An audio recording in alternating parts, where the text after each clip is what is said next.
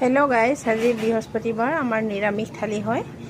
ইয়াতে নিৰামিষ থালিত আছে এয়া ঘোঁৰাৰ বুট ঘুগুনি হয় আৰু পিঁয়াজ নহৰু নিদিয়াকৈ। কিন্তু এয়া হ'ল কাজু কিচমিচ দি পেলাই আৰু পনীৰ দি মগু দালি হয় আৰু এয়া পনীৰ ফ্ৰাই।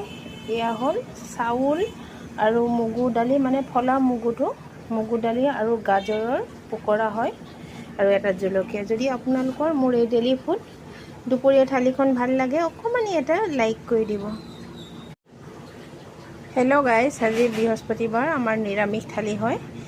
ইয়াতে নিৰামিষ থালিত আছে এয়া ঘোঁৰাৰ বুট ঘুগুনি হয় আৰু পিঁয়াজ নহৰু নিদিয়াকৈ। কিন্তু এয়া হ'ল কাজু কিচমিচ দি পেলাই আৰু পনীৰ দি মগু দালি হয় আৰু এয়া পনীৰ ফ্ৰাই।